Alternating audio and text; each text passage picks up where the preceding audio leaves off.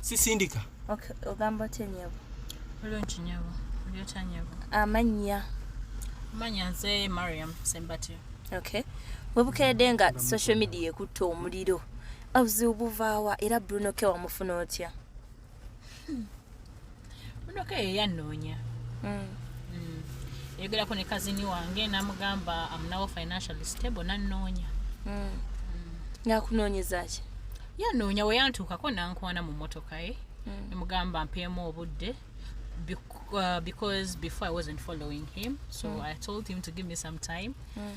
Yeah, to make my ground check up. Okay. Awo mwatandikira okwekwana nga amaze okunoonya. Yeah. Era nga nkeberako otuusewa ku kye nakugamba nga w'omanyi kubibeera. Mwaka ki olwo? Last year, August. Muba muwezezza omwaka this year? Tuba tuwezezza omwaka. Okay. Courtship eno yatwala bbanga ki? Courtship era ebadde ekyaliko. We stopped talking like 2 months back. Okay. Ng'obuzibu buvaawo? Obuzibu buvaawa. Obuzibu bwava ku ngoye. Okay. Okay, obuzibu bwavaawo? Obuzibu bwava ku ngoye namblockinga. Engoye zitya? Nalinga nina we mugulira engoye ne mukono in some boutique. So kati nakikola emirundi egyawera cause bills ze zalinga mitwalo 5, 6, 3, 4. So nalinga nkikola like every time he used to come. Okay. Yanga he first goes to get the clothes nalyoka jeka. Yeah. Ngengoye omisasulyanga za sente mmeka? Era nkugambye zali zirenjingira mu mitwalo 6, 5, 4. Ya buli weekend yalinga je wange. Nga zongoye zokka. Upkeep yenga wameka. Mitwalo 5. So mwezi ogubera gwa katandika nga muterako rent. So buli week wamuwanga akakade nga tekuliko za rent ez'omwezi. Saabalanga sente kubanga ezengoye zalingayo. Oluusi womuwa upkeep nakugambayo ekintu ekirala so saabalanga. Bw'obalabalamu ssente zino mwaka gwe mumaze n'omwezi nga gumu ziri mu ssente mmeka? Saazibalanga nga wenkugambye. Naye gwe ky'oba omanya namukolera videos 3 yaŋŋamba buli emu ya million 3 waliwo gye yaŋŋamba eya million 5. Then nga wenkugambye nti buli week nalinga muwa sente so you can calculate for yourself. Okay.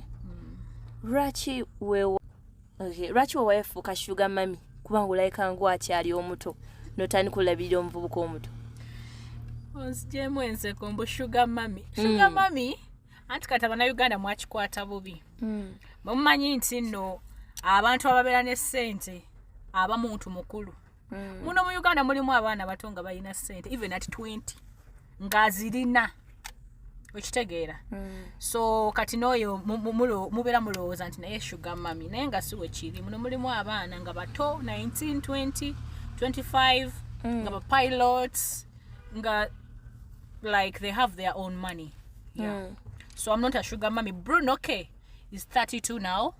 I'm 34. So I don't think I'm a sugar mommy. Nabo msingako emyaka ebiri because kati utunia rent y'abawala abato tasobola kukolera video tasobola kusasulira rent tasobola kugulira ngoye. Era saamwagalako kunkolera ebyo. Ate okubeera sugar mommy obeera omuntu omusinga emyaka mingi. Yeah, so 2 years is not a big space. So okay. I'm not a sugar mommy. Audio zifulumanga gamba amafuta sirina ate briera ate landlord ate video. Byonna ebyo nga weewaayo ofuuke caretaker we. I didn't omanyi nze wenjagala omuntu mwagalanga bwali. So I didn't mind what he came with, the baggage. It wasn't a baggage to me. Okitegeera. Namuyambanga bwali. Okay. Kiringanga kati lwakuba mukira bulala mulowooza abasajja bokka be bakikola. Omusajja waba akwagala n'omugamba ebyo byonna Bruno Kebe yali aŋŋamba abikolera. So wembeera nga kiri the other way around, why not? Wabeera nga tagenda kunkaliza. Okay. Yes. Kigambibwa mbu ne DNA stays Kigundu gwe yagikola. Yes, nze yagikola. Dwaki? Kubanga yali yeegaana omwana nga story weenejja mu mawulire. kati omuntu gwoli naye notandika omugamba omwana si wange nga you trying to cover up naye nze bwenatuwira Seth ne mugamba omanyi since ogamba si wuwo let's do a DNA nangamba siyina sente nenkola sente nenzimuwa and we did the DNA era omwana yakomawo nga wuwe kubanga nze nali mulaba nze yamugamba agikole DNA yakumalako sente mmeka DNA siza bei nnyo by the way shovola buli omu yandi takiza that initiative okola DNA bumala okola DNA gunosiganga omusajja wo kyo amwagala oli confident nga tomanyi nayo kiyinza okutuukako no sinti na continuing ne Bruno nga ndowooza tekijja kuntuukako that's not the reason as to why kubanga beyaŋŋambanga era sijja byogera wano sijja kwogera buli kimu you understand nze nina ensonga zange lwaki nasigala nkipushinga because after the DNA era twayawukanamuko for a month ebintu byali bingi ku social media ne mugamba omanyi sokondekemu for a month kati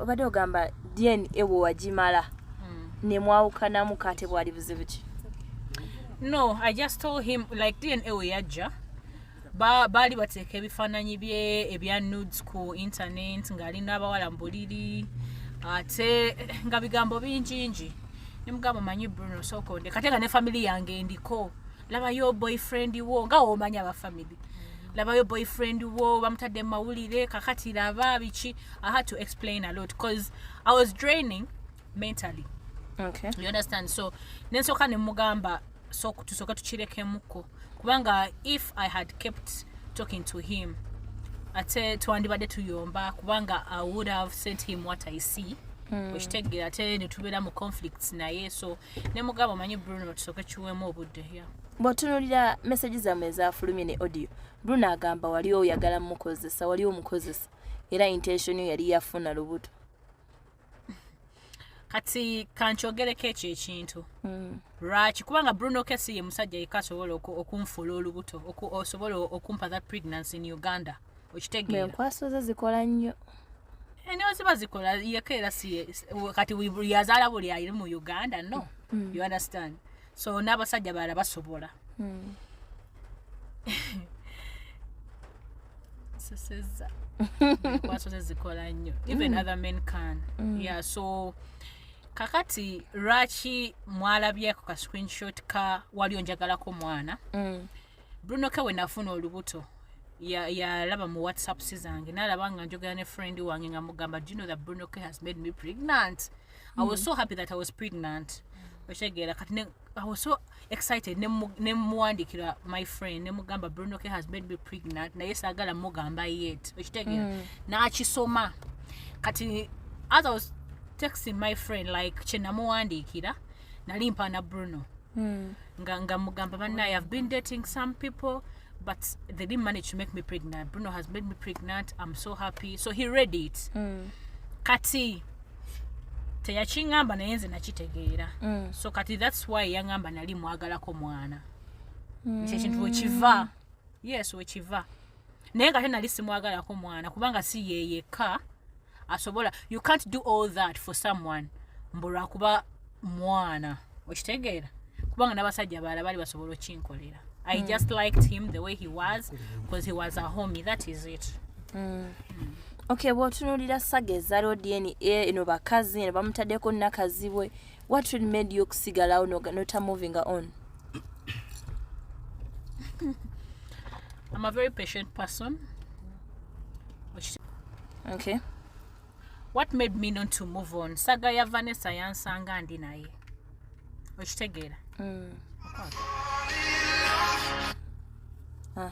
saga ya Vanessa yansanga ndi naye ng'already ekintu nkirimu so ng'omuntu olina obeererawo munno namubeererawo sometime nensasula DNA naye kyampitiirako ne mugamba tusooke tulekerawo okwogera yeah kati nembeerawo kubanga era alina ebintu byalinga ngamba ebyangumyanga nga nze omuntu kubanga ne wa maama we yantwalangayo so that is it ensonga zange lwaki nasigala ki ekyasinza obbatabula obba nti mutuuse n'okujja mu mawulire Bruno kyeyakoze akimanyi kubanga nze nali nasirika nga sigenda kujja mu mawulire alina ekintu kyeyakoze ate simanyi oba anakibagamba naye nze sobola kibagamba yakikoze 4 days back sijja kyogera naye Bruno ekyo kintu kyewakoze kyekyanyiizizza nenzija mawulire olunaku olwaleero ate wakikoledde mu family okitegeera ng'okiteganjula so neŋŋamba mu mutima gwange Bruno toyagala mirembe neŋŋamba kazaabika emipiira kubanga olabika toyagala mirembe. Wakamukolera video mmeka? 3 nga za ssente mmeka? mulimu ez'obusatu n'obutaano. Kiki osinga okwetaaga balabirire olubuto? nze ze yaŋŋamba simanyi oba yazinsaba n'akola cheaper video you understand naye nze ze yaŋŋamba. Kiki osinga okwetaaga Bruno olabirira lubuto lwo kujja kutwala buvunaanyizibwa bwe kiki osinga okwetaaga? No nze saagala kulabirira lubuto okitegeera nze nga we nagambye nti we nali ntandika bino ebintu ne Bruno namwagala nga wali kubanga yaŋŋamba situation ye so I don't expect him okubeera nga ampa nnyo you understand because I know his situation. I don't yes kati that means saagala child support okitegeera but in my mind nali mmanyi agenda kumbeererawo physically and mentally.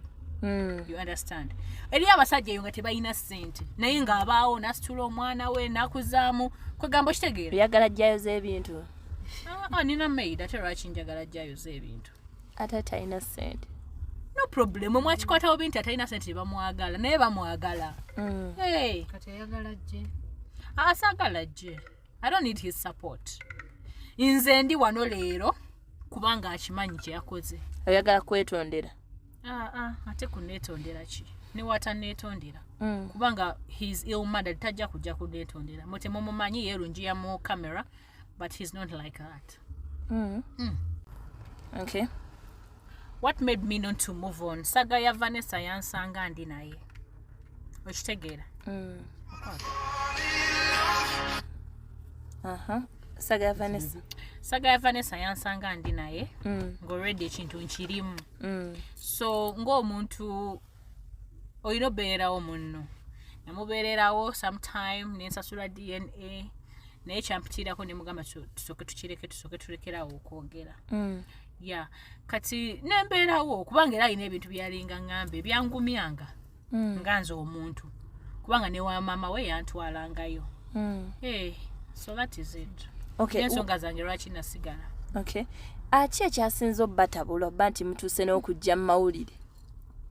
Bruno kye yakoze akimanyi kubanga nze nali nasirika nga sigenda kujja mu mawulire alina ekintu kye yakoze ate simanyi oba anakibagamba naye nze sobola kibagamba yakikoze 4 days back sijja kyogera naye Bruno ekyo kintu kyewakoze kyekyanyiizizza nenzija mu mawulire olunaku olwaleero ate wakikoledde mu family okitegeera ng'okiteganjula so neŋŋamba mu mutima gwange Bruno toyagala mirembe neŋŋamba kazaabika emipiira kubanga olabika toyagala mirembe.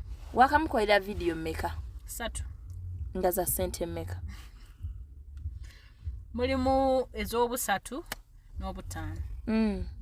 Kiki osinga okwetaaga balabirire olubuto? nze ze yaŋŋamba simanyi oba yazinsaba n'akola cheaper video you understand naye nze ze yaŋŋamba. Kiki osinga okwetaaga Bruno olabirira lubuto lwo kujja kutwala buvunaanyizibwa bwe kiki osinga okwetaaga? No nze saagala kulabirira lubuto okitegeera nze nga we nagambye nti we nali ntandika bino ebintu ne Bruno namwagala nga wali kubanga yaŋŋamba situation ye so I don't expect him okubeera nga ampa nnyo you understand because I know his situation. I don't yes kati that means saagala child support okitegeera but in my mind nali mmanyi agenda kumbeererawo physically and mentally. You understand eri abasajja eyo nga tebalina ssente naye ng'abaawo n'asitula omwana we n'akuzaamu kwegamba okitegeera oyagala jjayo z'ebintu?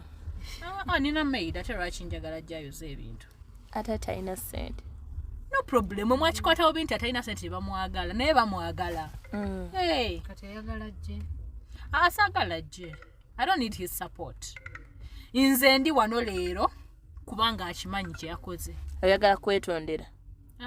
ate kuneetondera ki ne wataneetondera kubanga his ill mother tajja kujja kuneetondera mutemumumanyi yeerungiya mu camera but he's not like that